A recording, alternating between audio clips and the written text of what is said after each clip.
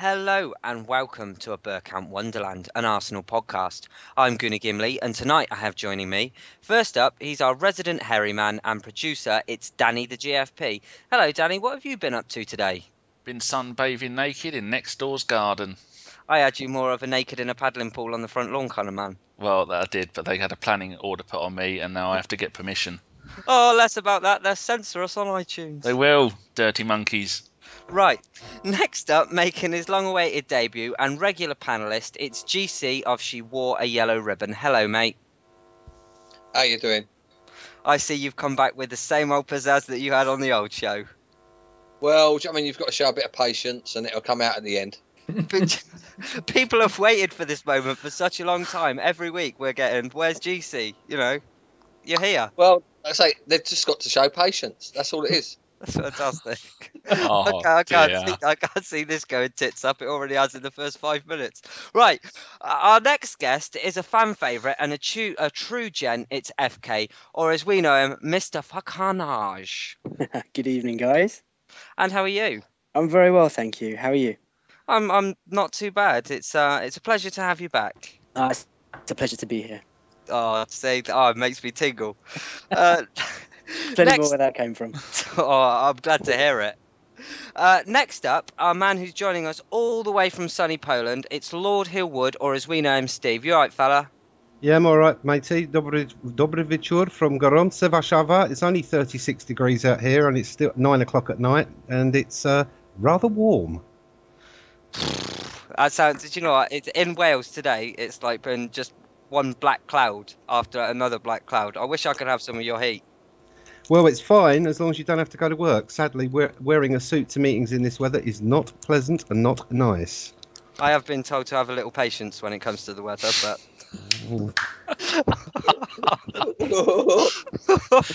Right. How many people would you think have switched off by this point? All of them, probably. So I'd like to just say a big hello to all of you that are still with us, because our main guest is with us now.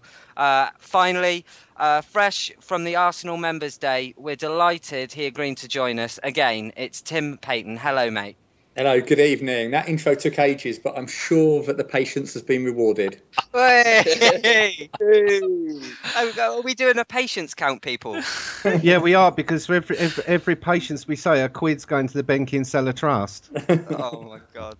I believe they're already up to about $3,500, aren't they? But they'll probably double it tonight if this carries on. Oh, well, they just need to sit there and be patient. Oh. Right, so I welcome all you guys to the show, and first up I'd like to talk about the Emirates Cup.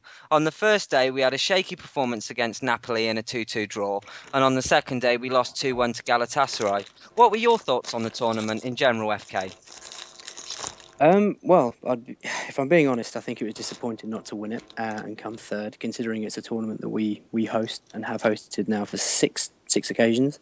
In terms of performances, I suppose it was the real first test that we've had during pre-season of decent level opposition. So if that sends any alarm bells out, I think people would share my sort of concerns about the defensive performances that we had in both games, to concede 2 against Napoli and then the goals that we conceded against Galatasaray weren't so great. Individual performances, nothing really kind of stood out for me. Nothing to really write home about. Koscielny played all right. A couple of other performances in midfield, maybe, but it wasn't anything to be kind of, really pleased with, I think. So disappointing not to win it. You need to kind of take a step back and think about why we do these tournaments, and I suppose it's down to gaining fitness, working on sharpness. But performances-wise, nothing really great, if I'm being brutally honest, guys. What did you guys think? I'd like to go over to Danny and just ask him, and this is a request from one of the fans on Twitter this evening. Was there anyone that stood out for you, Danny? I think one of the ball boys was doing a fine, outstanding job. Apart from that, nothing. No player beginning with a Z. If only I could think of one. There was that bloke, Zalelem.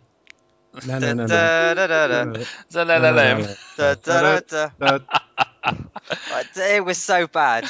Do you know what? You can tell that wasn't rehearsed. Oh dear! I know we're talking about the Emirates Cup, but can I just squeeze in just how proud we should be of our under-20? What's left of our under-21s? They beat Sutton 4-3, drew 4-4 of Leyton Orient, lost 3-0 to Bournemouth, and then got spanked 7-0 by Luton Town. There you they go. sound like the real promise for the future. All the best players, the best 4 or 5, including Zalalalem, they all went on away with the first team. So I think we had the under-18s and under-21s last season had quite a bad season, and now I think they have no players. I reckon if you get your hair cut, have a little bit of a shave, you might get into the under-18s or under-21 and get a couple of games. They are that short of players, and that Dejan Iliev, I think he is, absolutely useless. They might as well play him up front. Wow, that's You can go back to the tournament now. But he's so young, though, Danny. You need to have patience, I think. Like, if he's... So are we keeping scores on this one, yeah? Because I think I've got 2. Gav's got 1. FK's just joined the party.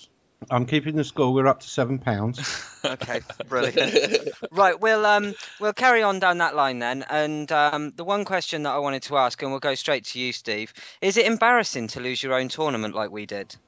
No, I think you've got to look at the fact that some of those teams may be more advanced in their pre-season training than we were. I think it's embarrassing when you've got a goalkeeper who's still practicing Morris dancing, as taught by Jerry Payton, flapping at corners, and you might as well have been Almunia sat there. And, people talking about defensive performances being slightly shabby. Well, if you had him behind you, you'd be stressed out and probably make mistakes as well. And I think that's a key thing we've identified in the podcast before. We need to change the goalkeeping coach, and we need to do something about the goalkeeping. Adds a big point to the team's defence effort. But on a whole, I mean, I watched all of the games, and it was quite interesting the first time ever that the guy commentating on Polish TV, who screened the whole event, was actually a friend of mine, and Polish Gooners were very, very critical of his commentary, saying it was very biased. I found his commentary actually to be quite honest. I think he identified all the places and the points where the team is weak and average, and he made a point that Arsenal got to strengthen. If they don't, they're not going to finish fourth, and I agree with him, and had a luxury of sitting in the pub discussing it with him later on that night. And FK, do you think it's embarrassing? I don't think it's embarrassing to lose a trophy. I mean, I've had that a lot from non-Arsenal fans all week. You couldn't even win your own cup. But I think the performances weren't so great. And obviously, when it's a tournament that you host, you'd like to win it. And considering it's home ground, you think you can.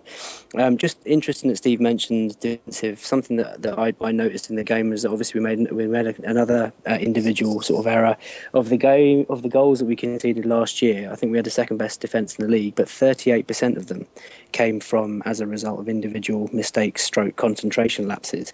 Now, it doesn't matter how good your defenders are or how good your team defend. If you're going to make mistakes like that continuously, that is a serious coaching issue. And whether you bring in players or not, that's something that the team really needs to address, because it's so frustrating that some of the goals that we concede are so preventable. When you look at them on an action replays, and you just see people turning off, people not tracking their runners, people just falling asleep, whatever's happening. It's so frustrating and easy to prevent, but we seem to be making the same mistakes time and time again. And Gav, what do you make of it? I think overall it is what it is. It's a pre-season tournament. It's nice to have it at our ground. I mean, it should be a family-orientated day. The tickets are quite cheap, and that's how it should be. It's a lot better than everyone's moaning about the fact that they care more about the overseas fans and all that, but the fact that they actually show and actually put on 2 games of football at our place in the summer, I think I do like it. It's very good. With regards to actual performances, I think the only thing we learnt from it is Drogba is a fucking pain in the ass. And Drogba always scores against us, and Drogba's the kind of player that we actually need. And the only difference between us and Galatasaray was Drogba. I mean, if we'd taken the chances and the positioning we had in the first half, we could have done them 3-4-0. Drogba comes on the pitch and he does what he does. I think he's got something like 15 goals in 14 games against us. And no matter how much patience you want to show Arsene Wenger, he just can't. He just does not know how to defend against a mobile, big fella with a first touch who shoots on sight. And I don't think Wenger's learnt how to cope with that. He doesn't know how to train the defence about it. And as for Stagner at centre back, again, it just shows that Wenger's going to go into this season playing players out of position. I think that's an interesting point, actually, GC. I mean, obviously, when you look at the lineups that we had, we didn't actually field our strongest starting 11 for either game. And the defence that we ended up with against Galatasaray, you're right. I mean, you can't defend Drogba's goal scoring record against us. We could play that defence at some point this season, unless he buys anybody. I suppose so. But do you not think we could at some point play that defence? The turning point for me in the Galatasaray game was when Mikel came on, because for me he couldn't deal with Drogba, and it became apparent that's when, or for me to say that's when the game changed. Would you agree on that, Tim? Do you know, I can't really say too much because I didn't see a minute of it. But let me tell you why, and it gave me one or two interesting things to add in. I was up at Old Trafford for the Test match, the Ashes against Australia. Boo! Fantastic sport going on up there. But two things occurred to me from being up there. One, it was August, and I was walking past Old Trafford all the time, and that absolutely unnerved me because I remember the last time I went up there in August in a transfer window period, and it was 8-2 because we hadn't got our business sorted out and we were all over the place. The second thing, if I can do some shameless name dropping, was I got to chat football with Jeffrey Boycott, who told me that Arsenal were a bunch of fancy dans and needed to sort it out. But what Jeffrey also told me was that if you want to succeed at sport, like his batting, you have to have patience.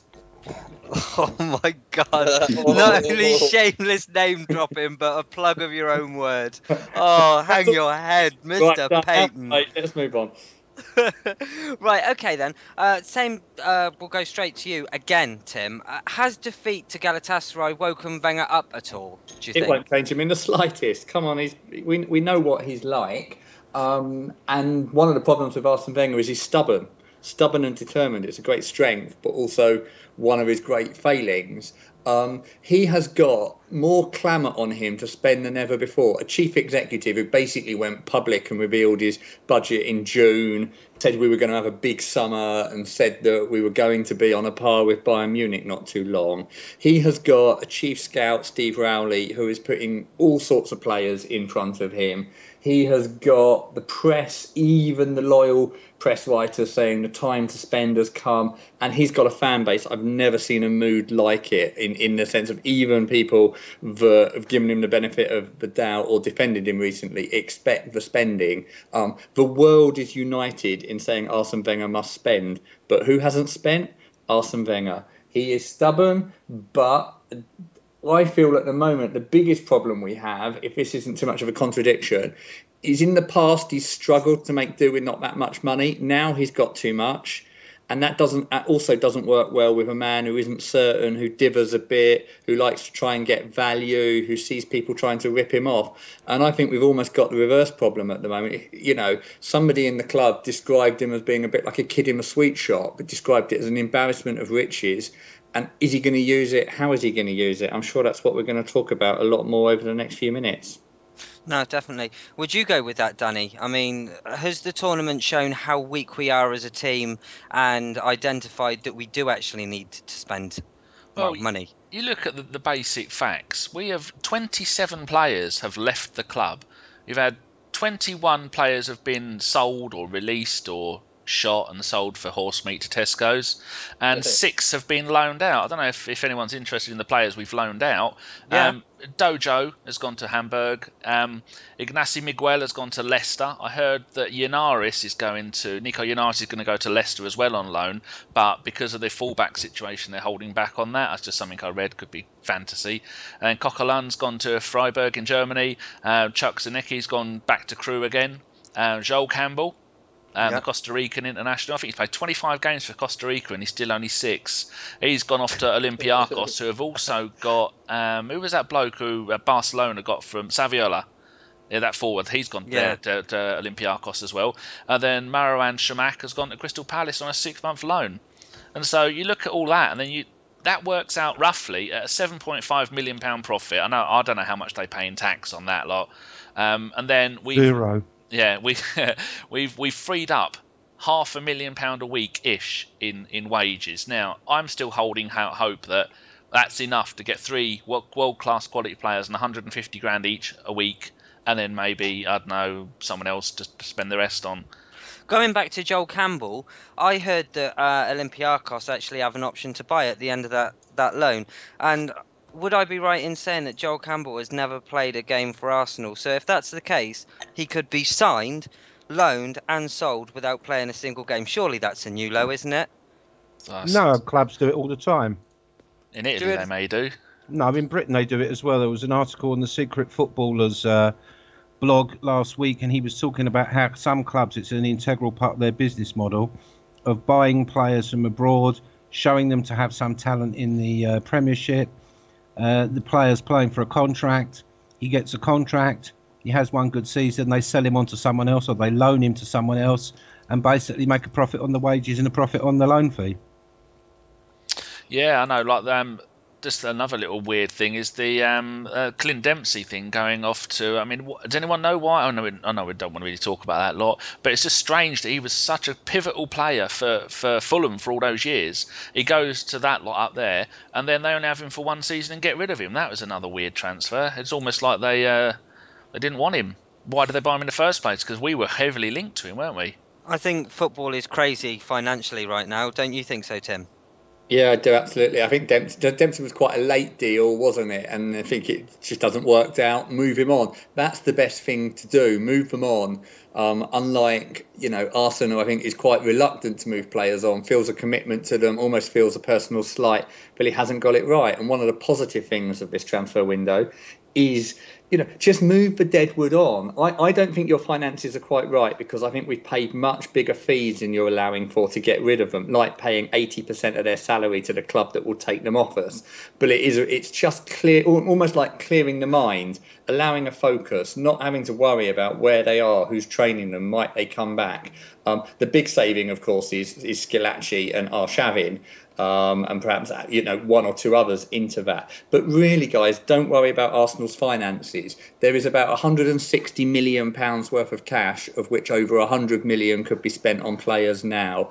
There is an income stream that will go up to 300 million next year, allowing a wage bill of 180 million, which is 30 million above where it is now. We could buy 3 players at 33 million each and put them on 150k each, and still be a financially strong club with cash in the bank. It really isn't the consideration or something to weigh up anymore. Like I said before, it's almost the opposite. There is so much money there to spend.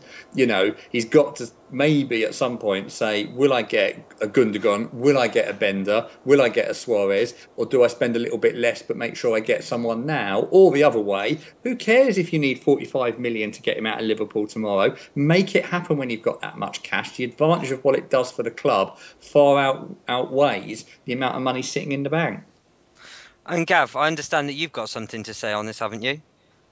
Yeah, no, I mean, it just beggars belief, really. I mean, am I right in saying, Tim, that if this money isn't spent, they're going to have to pay the tax on the money?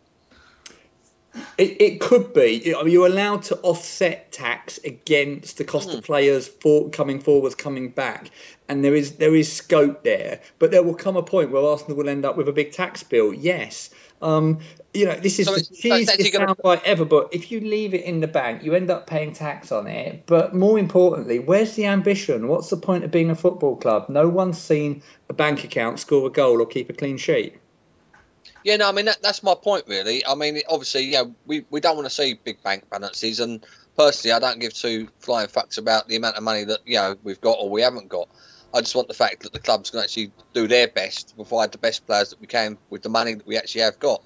And the fact that we could actually lose money or waste money by not actually buying players, I can't get my fucking head around that, really. Do you know what I mean?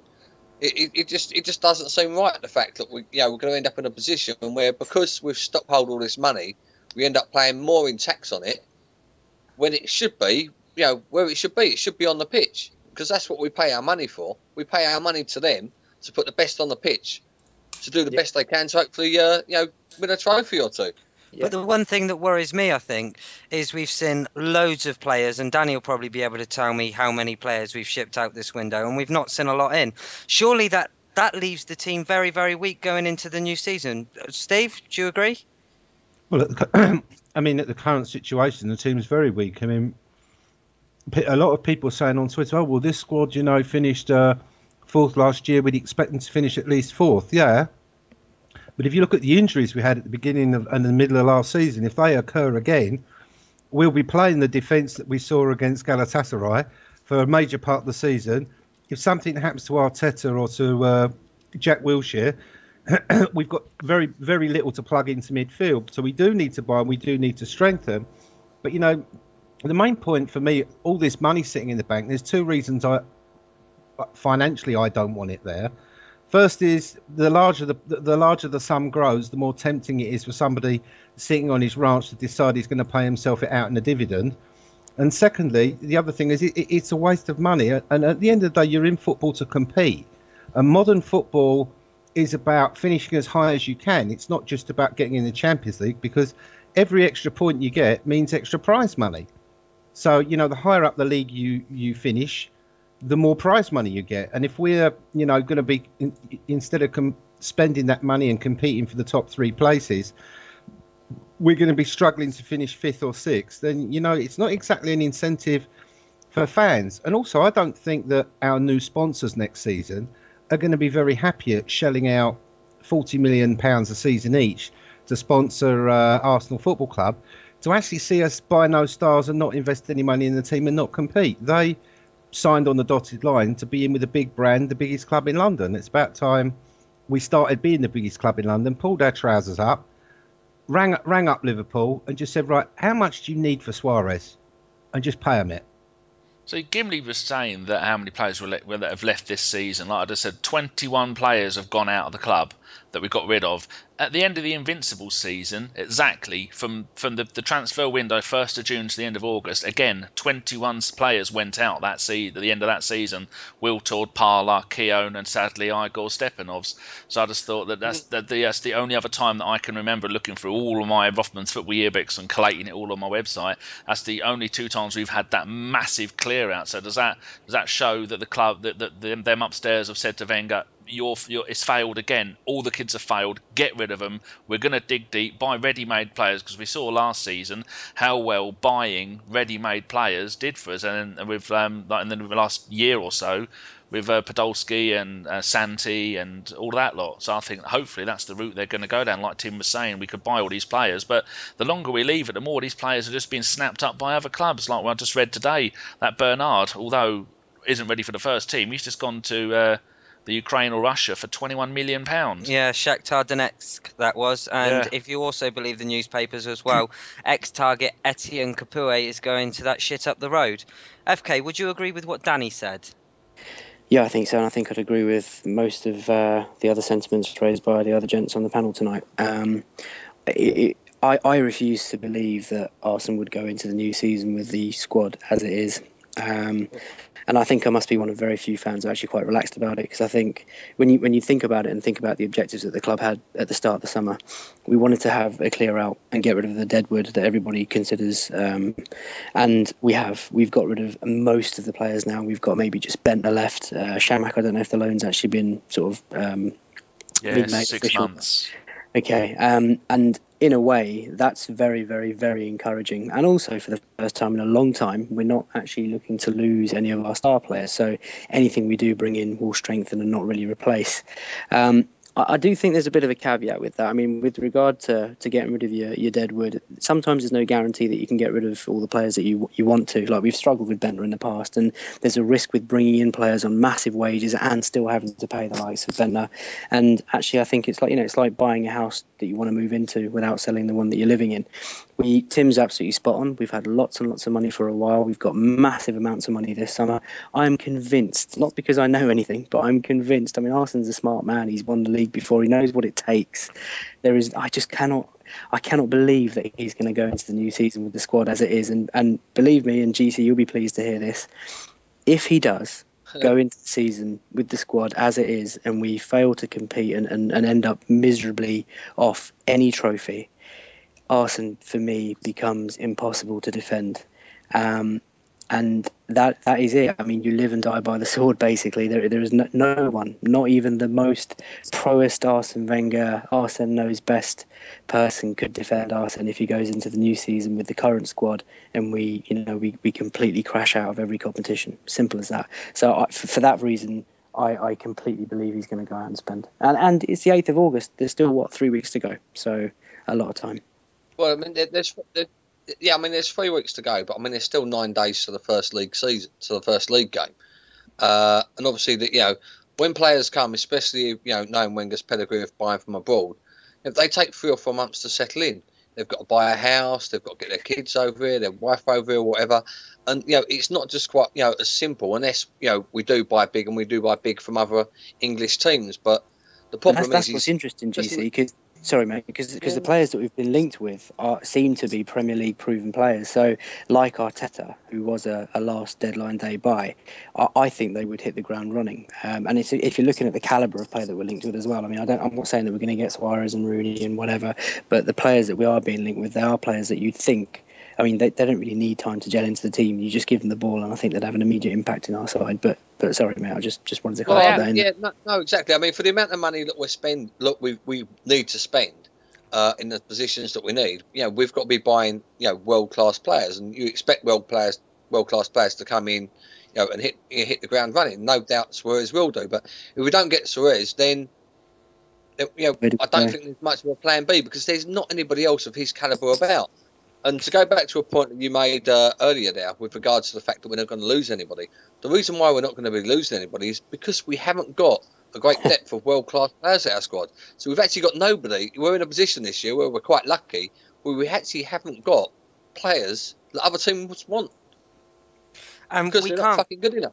We can't forget that we have a Champions League draw tomorrow. Yeah.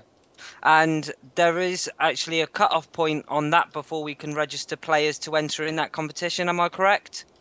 Yeah, it's the 12th of August. Yeah, you've got to actually register our squad by the 12th of August.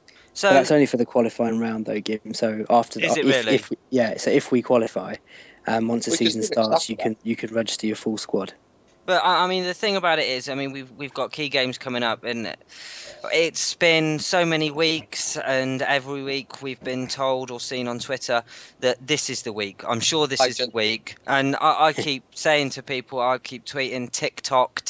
I mean, how long have we got to go before we realistically see someone come in, Tim?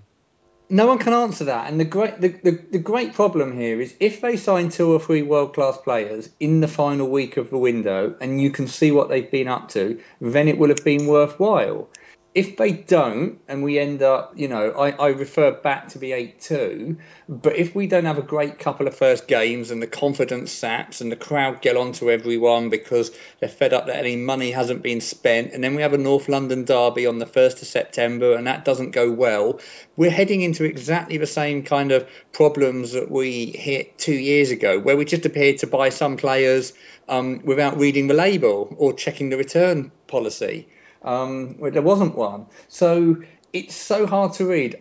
I am assured, publicly and privately, that there is a determination to spend and a focus on scouting like has never gone on before. And in a way, I think if a month ago I'd have said which I kind of started to say, that what I was hearing on Suarez, that they would have put in a £40 million bid on a player who had then gone public and agitated with his desire to leave. You would have said, wow, would we have got that far with such a world-class player?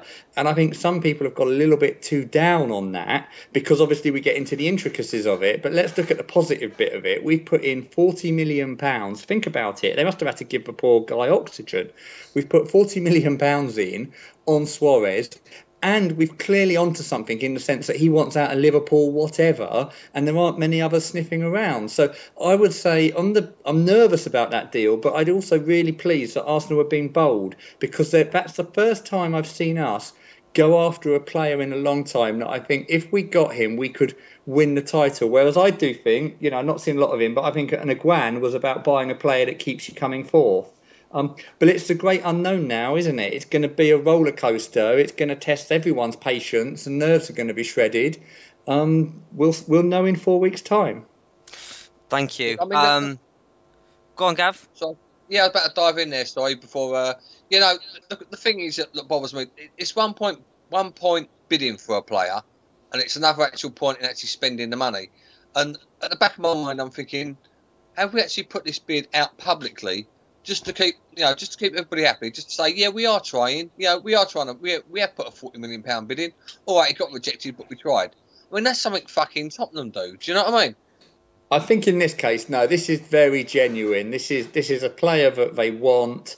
You can tell by the kind of, if it were playing around with it, you wouldn't have seen the Liverpool response. You wouldn't have seen the player come out and do what he's done. I understand the sentiment, and I think at times in the past there were reasons to have been suspicious about some of the positioning and some of what they say and do. But I do think on this one, Gav, this is an absolutely genuine bid of a major player that they think can turn Arsenal around. And if we step away from the angst of getting the deal done, there is no doubt that is a player that would make a transformational difference to our team, which is what we all want to see, isn't it? Oh, of course.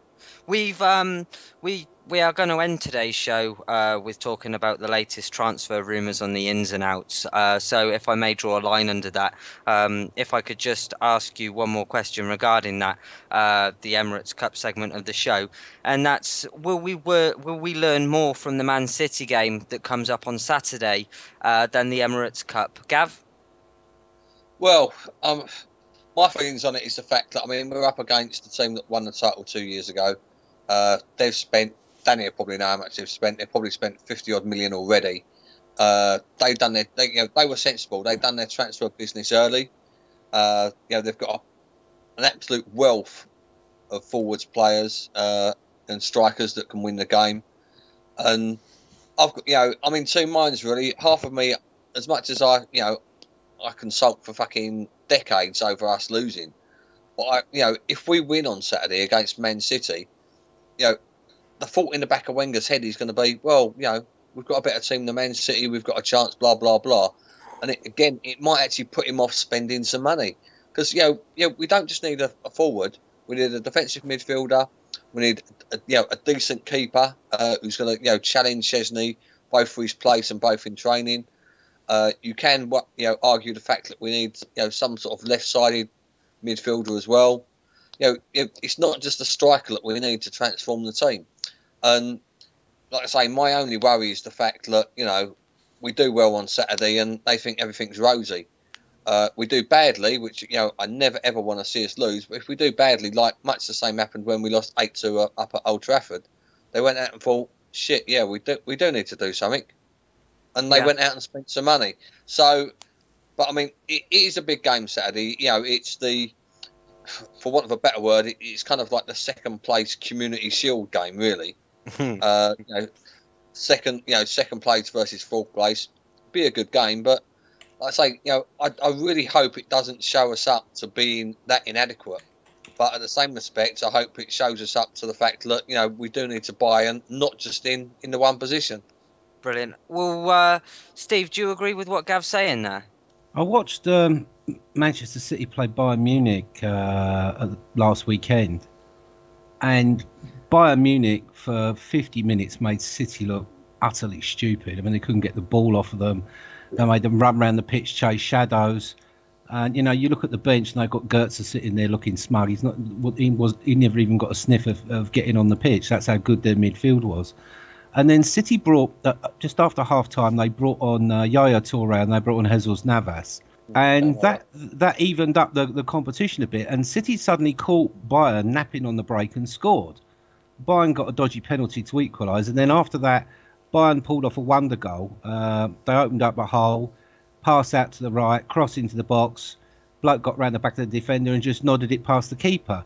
You look at that game and you think, actually, if we were playing City that was in the first half, we probably could have got a draw out of that. We might have even sneaked to win. But with Navas and Yaya Touré in midfield, and with Negredo they've got up front, you can see us struggling with the current squad against Manchester City. I think if we put our full squad out, we'll give them a game. I wouldn't really read too much into it. It's a pre-season game, just like the Galatasaray tournament is. Everybody obviously wants us to win.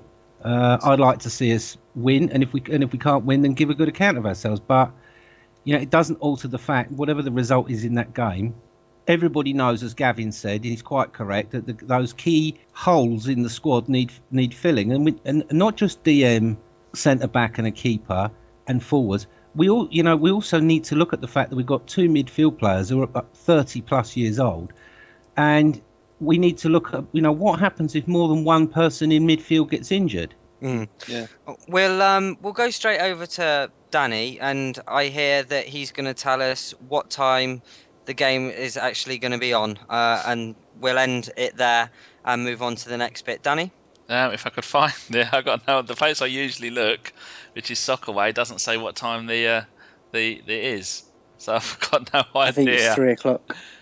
Yeah, what, their time or our time? Our time. I know it's been held in the Olympic Stadium, but other than that, no, I can't tell you because Soccerway has let me down. It's on the fixtures it's Saturday the 10th of August. It kicks off at 3 o'clock English time. It's in Helsinki. Yeah. Is that on BT? Is that on BT Sports again? It's not actually being televised on any English TV stuff this weekend. But it's available as live on the Arsenal Player at 5. Or frontrowsports.eu. Yeah. For any one of you that likes breaking the law and getting away with it. We don't condone that. Well, no, we don't. No. We don't condone it for 1 second, but if you want to watch it for free, then just on that, Gim, one final thing. I think we'll see for the first time our first starting 11 on Saturday against City, because I think pre-season we kind of mixed and matched and chopped and changed quite a lot, but I think we'll get a good idea as to who Arsene thinks our first 11 is with this current squad. But going back to what GC and Steve were saying, I'd like to think that performances in friendlies and results in friendlies wouldn't dictate Arsene's spending behaviour if he's got any spending planned. But let's be patient. Thank you very much. Okay, I still hope you're making a note of that, Steve. Next up, I'd like to talk about today's Arsenal's Members' Day. And there's no one better than to talk about it than AST's very own Tim Payton. So what went down then, Tim? Some training went down and then Q&A with some players. It's really Arsenal's open day, fun day, fantastic opportunity, particularly for the kids to come along, get close to the players, play some games, have some fun, listen to a Q&A. And, of course, the adults will all support Arsenal, all big kids as well. What did we learn from it? I don't think you learn a lot, although what struck me for the first time, and we've talked about this already, when I looked out at that squad, I just thought, my God, it's skinny, it's thin. It is a couple of injuries away from disaster. And we said it and we said it and we said it. But somehow sitting there looking at them just made me think, God, if Koscielny gets injured for 6 months, as can happen with, in the central defensive position particularly, or, Giroud goes down at the moment even, there is just nothing. There is not the backup there. Carl Jenkinson is so close to playing many games at right back, and I'm sorry, just because you slept under an Arsenal duvet once doesn't make you good enough to start every Premier League game for the club. The squad has got to be deeper. So that's what that's what I picked up there. But then, and I think FK was there as well, they are getting better and better at engaging with fans, I feel. They came in and did a Q&A on the spot. Aaron Ramsey, absolute genius. He was asked in one word to sum up Tottenham, and he sort of thought about it for a couple of seconds and said, fifth. I think I should get the Tottenham Hotspur's fifth. Maybe we should get the Premier League to change their name. But, good answers from the players on. They'd obviously had their media training on what to say about the Suarez training, which was to say, hopefully we're working hard on lots of good signings and not mention him at all. They played some table tennis, which I didn't really understand why, other than to fill some time. Although if you wanted Arsenal to try and win a trophy and it was table tennis, I think you would put Mikel Arteta and Aaron Ramsey into your team. And then the only bit they got a bit wrong, and they've still got to work out, is at the end they all rushed away from all the kids who were kind of coming up for photos and autographs, and it was we're too busy. And I expect they all had to get home, to their luxury mansions to put their feet up or have a dip in the swimming pool. They could have given another half an hour to autographs and photos with the kids at the end. But that's sort of my take on it. I don't know, FK, what you felt? Well, as members' days go, fairly standard. The training session was pretty good. A couple of observations. I'm really impressed by Mertesacker, I'd never realised just how vocal he is. I mean, you see him barking instructions on the pitch, but because of where I sit, I'm North Bank lower, I never get to see him sort of his face. I just get to see his back. And you could hear him screaming instructions and feedback to teammates. He was screaming at Zelalem, screaming at Akpom for not chasing back, and it was really good to see him just taking it seriously. I don't know if that's a German in him, but he was really impressive. Something else that really caught me as well, Tim, was Zelalem's question answer. For a 16-year-old lad, he spoke so calmly, so composed, and so articulately. And there was one particular point when I think they were asked, who would you like if you could name any one player that you could, play alongside from past or present or whatever. And he pulled out of the bag Michael Laudrup, which is interesting in itself because I'm a 32-year-old and I can barely remember, watching him when I was younger. And for him to make that kind of decision shows that he's a proper footballing lad. He just sounds really grounded. Always taking a punt on who the next manager is, and he's getting in with a family. Or he wants a loan move to Swansea, whatever. Yeah. But I was just really impressed. At 16 years of age, I can't even remember what I was doing, but he's just so grounded. And I think there was also asked a question about, being compared to Cesc, and he just said, "Look, I don't really kind of listen to that. I just really listen to my parents and my teammates." And I mean, I was just really impressed by that. So I was very comfortable with it, though. Do you think so? Why'd you say that? Because he's so young, and I think he's put there at 16 years old, sitting alongside 4 internationals, all in their late 20s. Oh, sorry, Aaron's not quite there, but you know what I mean. All experienced international pros who are in the first team, and he's a 16-year-old kid just coming through. And I hope it's not the classic almost over promotion, here's a great youngster coming through, keep your mind off the transfer window, and that he's not being used slightly cynically by Arsenal and in a way that's too front of house. We'll find out in time, but I have an instinct. What I was a bit uncomfortable is that these youngsters should be left to develop without the pressure on them, without every touch being analysed, without the media after them for comment.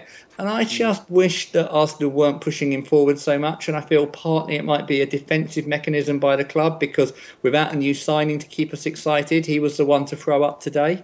I'd like to think that's not true, but it's just the way football's going, though, Tim. I mean, members' days is something completely new. But they didn't have to put. The point is, Arsenal didn't have to put him up on that platform today. They didn't have to put him out there in the middle of the training session. Even that's the point. They seem to have pushed into the forefront of the pressure that's there. Do you think that Alex Ferguson would have shoved a 16-year-old into those kinds of scenarios? No, that's a fair point. Yeah. Just a quick point on the mindless publicity and the way the Arsenal media machine's working. Was the running man there today? I don't think he was. No, he got a mention. He got brought up in the Q&A, but I don't think he was there. Oh damn! I was hoping that he was going to be running laps around the players as they was training. I think it could have been a new signing. It did worry me a lot when they brought a troop of junior gunners on to kind of play a match against the first team squad, which was the best bit and the most entertaining bit of the training session, because it's quite dull to watch overall. But my great panic was watching Arsenal watch on over a bunch of 7-year-olds and think, Christ, he's seen all the signings he needs for this summer. What sort of accent did Zelalem have? Because I know he's born in Germany, was it? And I think his family are Ethiopian. It sounded kind of American-y to me. Because he seemed transatlantic American. Yeah, because he moved to America with his family in 2005 or 6 or something like that. But I don't know what age he come over here at. It sounded American to me. I mean, and I've got to be honest with you, Danny, and being an expert of chocolate voices, he has a very, very smooth voice. And he's must huge. Be honest. He's 6'1", isn't he? Yeah, he's a big lad. Is he big as in Jenkinson, big Don't and go skinny? too far. Or is he, who's longest in the shower? Or is he big as in Vieira, as in you can drive a truck into him and the truck's going to end up worse off? He walked past me right at the end, and he's taller than me, and I'm 5'11", and he's not intimidating by nature or by physique, but he's tall, and the thing is, he's got a lot of work. He's got a lot of work to do in the gym. Once he kicks through puberty, once he's finished that and he grows up, when he's 21, 22, I'm sure he'll be much stronger and what bigger. People say is his best position, or isn't he? Can't we say that yet because he's so young? probably central midfield. I can't see him as a defensive player. Typically, something around the outside of the box is probably his best position. Yeah, I mean, obviously comparisons are being made to Cesc because the coaches at the club have been talking about him for some time, and they think he's going to be the next big thing. So they would know best. I would suggest central midfield, attacking central midfield. Great passer, and he's probably got a great engine on him, considering the way he's played in the friendlies and the way he's just kind of taken to the field. I think he's going to be great. But like Tim says, let's not put the pressure on him. Let's have a bit of patience and see how he develops. Because he's got to be one of the only players I know that is from Ethiopian family, and the Ethiopians are renowned for their long distance running. So maybe he could run for hours, and he might need to because we've got no other players. On that note, you're all aware we've got Tim Payton with us for the show, and we've asked everybody on Twitter to send in some questions for you, Tim. So is it okay if you answer some for us? Absolutely, let's go for it. Brilliant. The first question we've got comes in from Katie's Guna 85, and he asks, why are fan groups... She asks. He. Who? Yeah. She was. Oh, right, okay. I'd misheard the name. Oh, you fucked this right up. Oh, dear. Go on, carry on. Edit! No, edit, no. Patience. See, you said Kate and Guna, and then I only think of one person. Hello, if Get you're on with listening. it. Right. Anyway, to ask the question again, why are fan groups unwilling to work together on common initiatives? I think fan groups do work together on common initiatives and also specialise in the areas where they do most of the work. Look at the one issue where I think there's been relative success in the last couple of years at Arsenal is not having any more ticket price increases following the 6.5% that Kroenke put on just as he arrived. I remember helping draft the joint letter that all the fan groups signed. The Black Scarf movement did a march and created noise, which helped make pressure. The AST probably drove the most media coverage. Red Action joined in with all of that. I think you'll find that there is a lot of common ground. Next week, I'm having a catch up with some of the BSM guys to talk about the safe standing issue and share notes and think about how we best go forward on that. The AST as a whole will concentrate on things like ownership, the finances, the governance of the club, and primarily stick to those issues, how we have a say as shareholders and so on, because that's the area of expertise that we've set up. But I actually mean, if you look at Arsenal, you can see the particular role that each fan group plays within the type of thing Arsenal does. And I certainly know people in all of those groups, as does, I think, and there's a fairly good sense of understanding of what we do and getting together when we need to. I'm sure you're aware, we had the BSM boys on last week, and they spoke very, very well. But one of the main questions we got for them, and we couldn't get round to asking all of the questions, was do you guys work with the AST and Red Action and all of that, and what past projects have you worked on with each other? Yeah, well, like I said, the ticket pricing will have been the big one. Lots of the BSM members, Kelvin, who you had on, comes to most of our meetings. We catch up a lot. Obviously, if you like, at the AGM, that is one of our set pieces where we go into the meeting. We have the shares. We challenged Stan Kroenke. Some people remember I was the one who kind of stood up and challenged him on his commitments to meet with fans and his engagement at the last AGM. And the BSM did some protesting at that meeting. We stay in regular contact. As I've said before, I think maybe on this podcast, it's great that there are different fan groups. Everything that has a different way, brings different people in and puts up the voice of supporters across to Arsenal has got to be a good thing. Definitely. We'll move on then, and the next question comes from @Johnny_G86, and he asks, what do the AST actually do, and do the club take you seriously as an organisation? Right, by far the most important thing we do is we run the Arsenal fan share scheme, which gives supporters a chance to own a share in Arsenal Football Club, our club. And what that does is it breaks a share down into fan shares, and you can buy a portion of it. And at the moment, we have about 2,000 people who've collectively invested almost £2 million and own almost 100 100 shares. What those shares give us, it's not power. Look, the reality is Kroenke's got over half the club and he's in control, but it gives us a powerful check and balance, if you like, a powerful pressure group. So we do get seats at the AGM where we can ask them questions and challenge from the floor. We do get access to the financial report and accounts, including meetings with the executives. We can do media briefings and inform members from a kind of position of authority, which gives us our voice. Now, the extent to which we're listened to is like all campaign groups or pressure groups, but, you know, I can cite a positive development this year where one of our members wrote a financial paper explaining how the introduction of a Young Guns scheme, cheap tickets for kids, you know, could be afforded within the stadium ticket makeup, and how would be a really positive thing to do for future generations and custodians. You know, I know me and Gav have talked before about how we used to walk down to schoolboys and go in. It wasn't with parents, we went down ourselves and got in and watched the Arsenal. I'm hoping that from this year that will start happening again with young kids locally, coming down, paying a tenner, getting in to watch Arsenal. That came out of all of the groups campaigning for change and this specific idea coming forward. So things do happen, and also we provide a community. You know, at the end of the day, Arsenal's got to be fun, got to get together, chat about things. So next month we're going to bring in as a speaker at an AST meeting a transfer expert lawyer, a legal guy who will actually explain to us what clauses mean, what handing in transfer requests means, how it works, the sort of contract Arsenal might have given players, and just, you know, give people a chance to understand the club and how things work in a bit more detail. So, I mean, I could go on and on and on, but anyone who's not sure, have a look at the Arsenal Trust website or the Arsenal Fanshare website, and it's all set out for you there. They're coming for you, Tim. Right. Our last question tonight, and then I'll hand it over to the panelists to ask you whatever they want to. But Chef Arsenal asks, "What are you still patient, and if so, why?" I am still. Well, you have to be patient, because what else are you going to do? You know, you're just going to see the blood pressure go through the roof.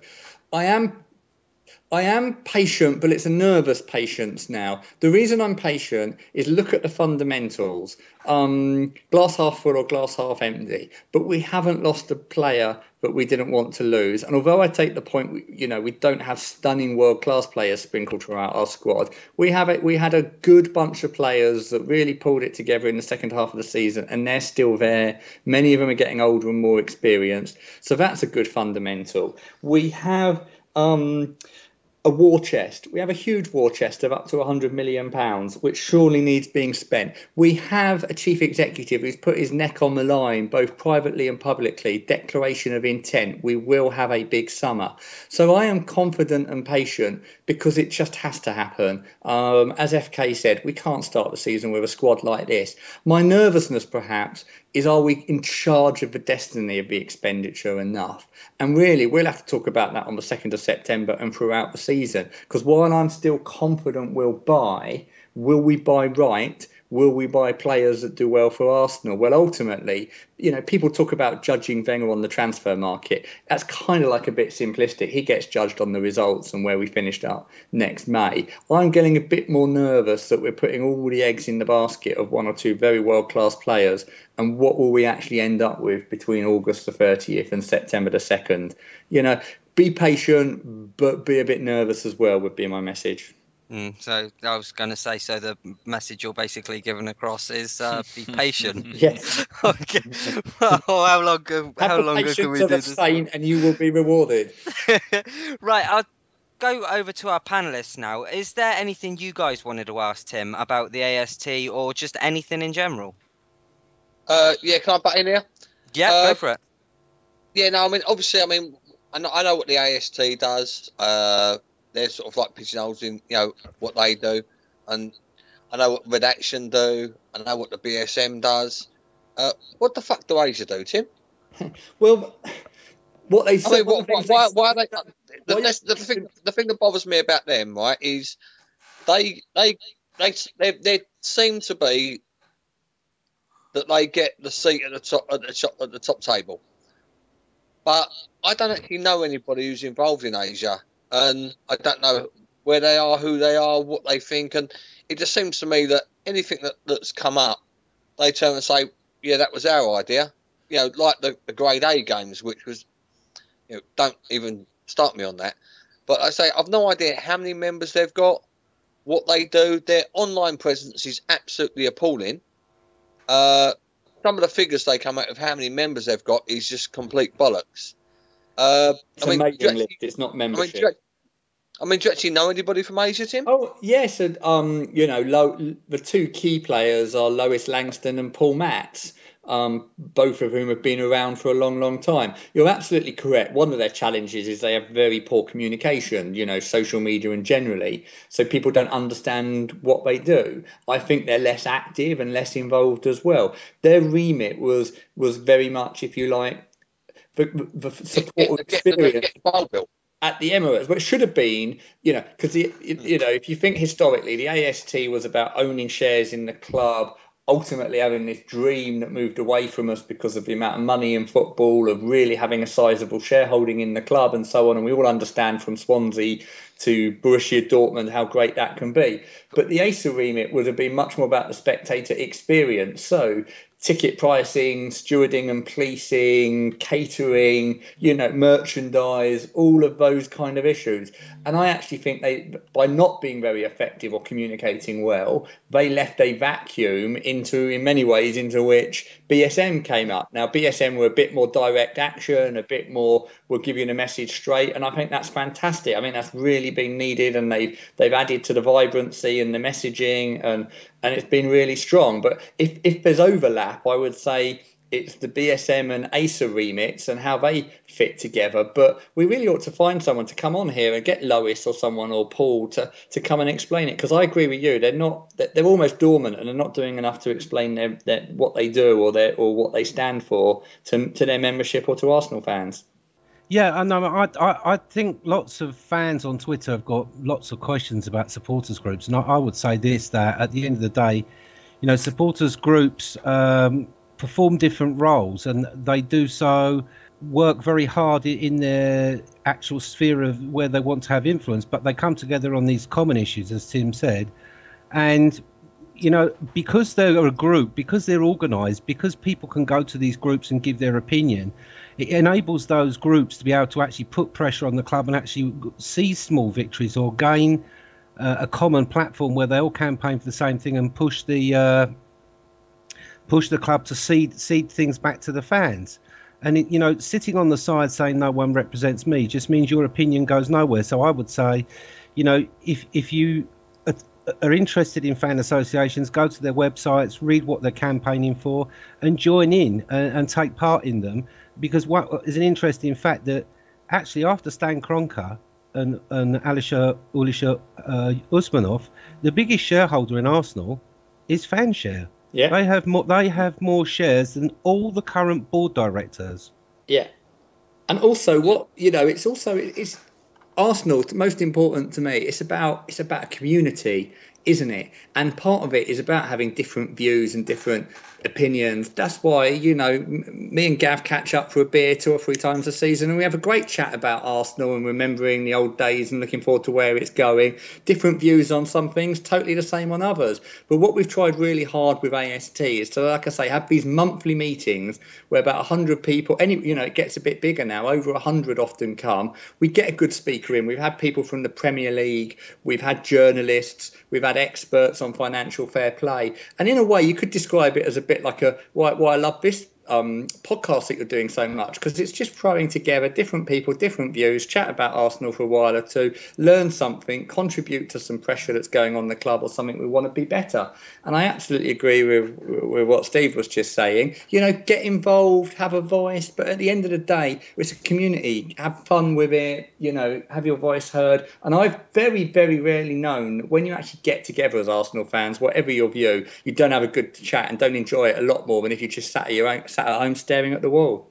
I think Tim has hit the nail right on the head there. Gim, I'm not actually a member officially yet of any of these supporters groups, but I completely commend them for what they're trying to do. And I've been lucky enough to have been invited to AST meetings before that you spoke of, Tim, where you've had journalists. And there's 2 things for me.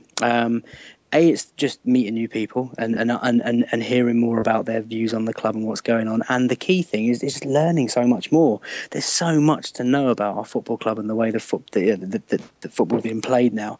I've learned an awful lot by going to those. And I've been invited to the Red Action AGM tomorrow night, and I've been to ASA, not Asia, GC, but I've been to them, and I have been to Asia. If the club goes there, you can, mate. No, but honestly, I think they are great. So if anyone's listening and you've got concerns or things that you want to feed back, and maybe you as an individual can't feed them back to the club, then get involved. Get in touch with one of these supporters groups, speak your mind, get involved, get supporting, and together as a bigger group we're more powerful. So I just wanted to kind of throw that in there. So do we have any more questions for Tim then before we move on to the final segment of the show, which is our transfer talk? I'd like to know what stadium is he in his avatar picture on Twitter.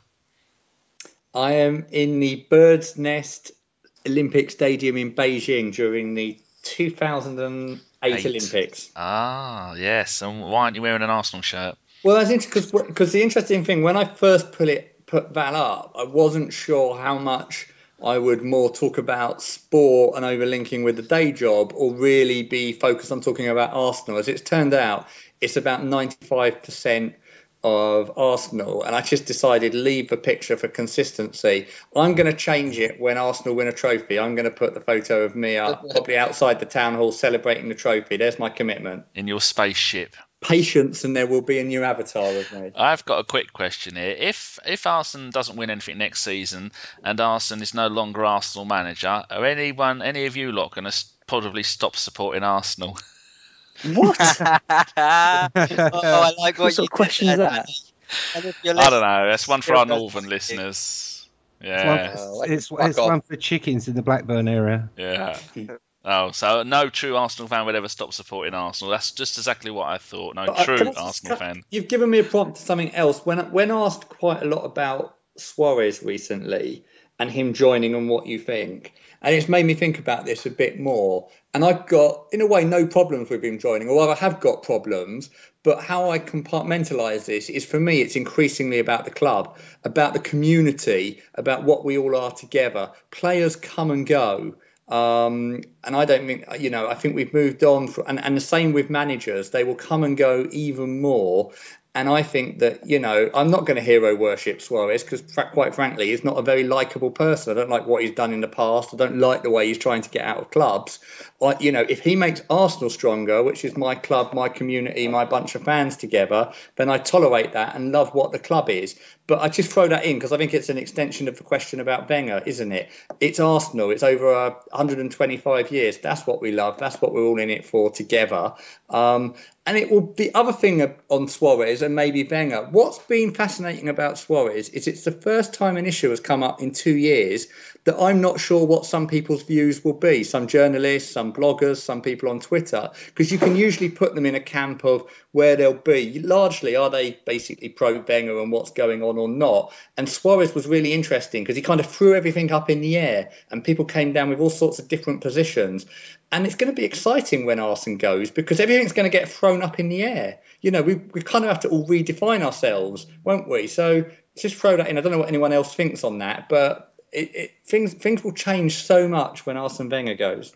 Yeah, this is going to be the final segment of the show then when we will talk about transfers.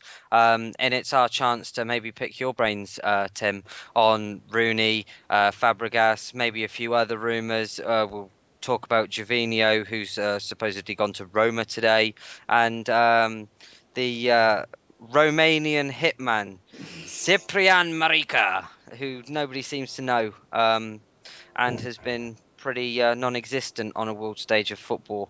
But is there anything that anybody wants to know about anybody signing that Tim can answer? Well, I don't. I think Tim answered it earlier on. He said to himself, that you can't really say anything until people actually sign. That's the problem. The indications are that with a team that looks so skinny, as Tim said and FK said on the training pitch today, the amount of people that have gone out, the amount of wages that have been freed up, the amount of money that's in the bank, when you look at the fact we might be playing 60 games plus this season, it's logically you've got to believe that there's quite a few players coming in. It's just who and when and how much. I think everyone's delighted that the deadwood has gone, and that's a definite positive, and that there's plenty of money there. So it's just a matter of killing time until the players come in, because you can't honestly think no one is going to come in. It's just a matter of get them in, because they've already missed 6 pre-season games, which is the time when players get to gel. Plus, having the Confederations Cup means our most creative player was out for all of that lot, which doesn't help.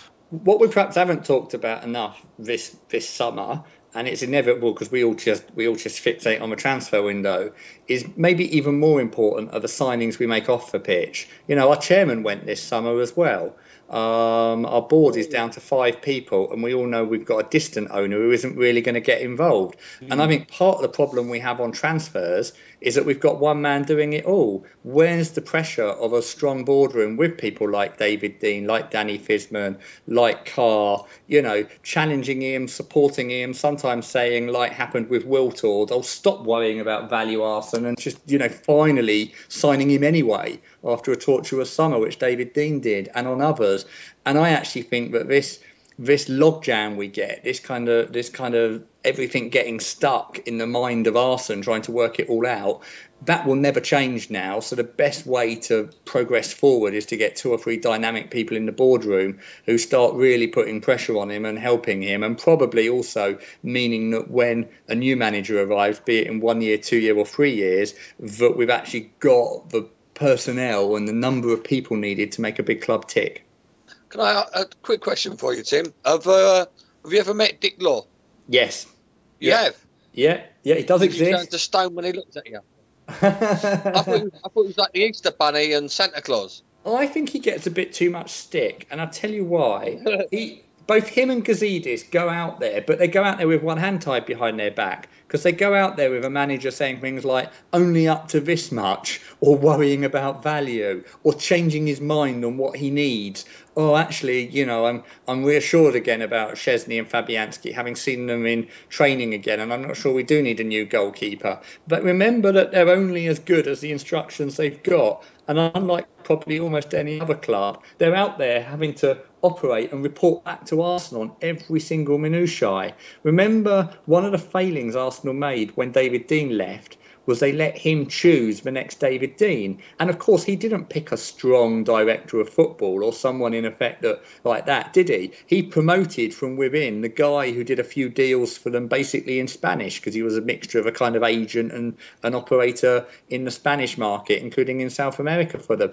That's the flaw. That's the mistake, that Arsene Wenger shouldn't have been able to pick someone who basically does exactly what he tells them. So I think that it's been convenient for people who won't hear a word said against Arsene Wenger for the last 2 or 3 years to always turn it on to being Dick Law's fault. I think it's a bit more nuanced than that. Yeah, I think Tim's hit a nail on the head here, because if you look at the board, how old they all are. These are guys that they're not clued up in the digital age. And football now has become such a massive business. It's become an area where you need an event manager, you need a ticketing specialist, you need a consumer branding specialist, you need specialists who are into merchandising, you need specialists who are doing sponsorship deals. People can't do the current board cannot fulfill all the roles they need to fulfill running one of the biggest football clubs in Europe. As a business, so we need to bring in business specialists, younger people who are hungry, who are ambitious, who want to succeed. We also need to bring in some ex-players. We need to bring some ex-players to be on the board, who can talk to the fans, who keep the traditions of the club there. And on top of that, we need a football director. And yes, when Arsene's gone, and I think that's inevitable, he will, the CEO, I suspect, would probably actually like to run the business without one hand tied behind his back and a lead weight around his ankle. So we need to get a football director in who is actually going to manage the manager and take over the role of doing the wages and the contracts, so that there's not that conflict of interest where you've got someone who's so close to a bunch of players, he's almost like a father figure to them, who actually is putting their personal interests at times far too close to where the club's interest should be. I'm not saying he puts them before them, but they're far too close up to the club's interest. Somebody actually can step back and say, actually, you know what? I don't know whether I'm going to allow you to renew Diaby's contract. I want to go and seek an independent medical panel's commission before we do that. Actually, do you really think it's a good idea we sign Nicholas Bergkamp? Or do you think it's a good idea you sign another midget in midfield when actually we need more of a Fellaini type? What do you think about that? But it's got to be someone that managers, look up to and respect. But so for me, we need to revitalise the boardroom. We need to take the Arsenal business up to the level where the money and the turnover and the sponsorship we're getting now dictates it. And at the same time, we need to emulate that on the pitch as well. Yeah. Very good. Well said. We'll wrap this up then, and we'll start to do some shout-outs. So, Danny? Yeah, I've got... I'm just making sure I wasn't on mute then, so don't hear my heavy breathing. Mr_DJ, who is at DEJILINHO. Been having a good old chat with him on my own websites, Twitter and R1, and in fact my own personal one. So yeah, he's in Canada, and so I thought I said hello to him. And then you've got USA Gooner, who is out of the no AFC. And the third one is Arsenal Actor, who is at Arsenal Actor, who I think, isn't he based in America as well? I'm sure I spoke to him before. We've got a couple of Arsenal fans that are actors in America or working in a cafe as a waiter. So they're the three I want to do. Okay, Gav? Well, yeah, my shout out today. I'm not sure whether he's going to listen to this, and he ain't on Twitter, and he don't run a blog or anything, but my mate Tony, he's 50 today. I've been going Arsenal with him for 20 years. He's pissed out of his nuts somewhere in a boozer in the middle of Barkingside. Love the fella to death. So happy birthday, Tony. Fantastic. FK? A couple of shout-outs, guys. One of my best mates, Joe Husson, who I went to Members Day with today. He's a young budding football coach. I know he's going to make it, so he's at Joe, Joe_Husson, HUSSON. My second shout-out goes to my friend Dimitri, who's expecting to be a father today. She's due today, so hopefully, good luck with that, Dim, if you're listening. If you're in hospital and she's going through labour, I hope you're enjoying the poddy. He's on at Demzy, DEMZY14. And just a message actually, Gim, being having sort of fasted for the last 30 days and celebrated Eid today, I'd like to wish all our listeners that are Muslim a happy Eid Mubarak, if I may. I'm sure on behalf of the podcast and the panel. Yes, definitely. Thank and you. Steve?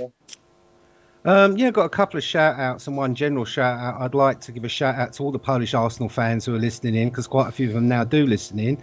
But special shout-out to Mikołaj Dulcinski, who lives in Warsaw, a great bloke, been yattering away to me over the weekend about the Emirates Cup. We're meeting up for a pint next week. And also a shout-out, and you can find Mikołaj at Misiek, MISIEK _86. And another shout-out to lovely bloke who talks to me a lot, Sam Gooner at Sam Echelon. Very worried man over the transfer window. Don't worry, Sam, have patience. I'm sure everything will come right in the end. Can I do one to finish? Yeah, go on, Tim. We were going straight over to you next. My shout out is to Ivan Gazidis, and it's come on, mate, pull your finger out. You promised a big summer. Get me off this patience hook. Oh, brilliant. It's costing a fortune. I've just got two for this week as well. My first one goes to @_armchair Gooner, who's Mr. James Rowell Stokes. He was on the show a couple of weeks back. He's had some recent bad news, so just wanted to let him know that we were all thinking about him. And the second one goes to birthday boy and regular panelist to the show, Jeff Arsenal, who's 21. Is he 50 65. today? 65, 76. 65 got his free bus pass from Boris. Well, we'll have to do a sweepstakes for next week. Winner takes He all. was looking good and happy at Members Day today. Oh, I would imagine he was. Wow, I don't know what he got for his birthday. I hope it was something nice. Surrounded by the lady fans again. Oh, that sounds like our Jeff. Such an old tart. Right, so They only wanted for his bus pass. And his swimming pool. I'd like to thank all my guests this week and announce that we'll be back next Thursday with Danny, Gav, Steve, Funny Gooner from Twitter, and the one and only Mr. Arseblog himself. So that's one to look forward to. So that was a Bergkamp Wonderland podcast. Thank you very much for listening, and have a little patience. Good night. Nanu, silly bitches. Have some patience.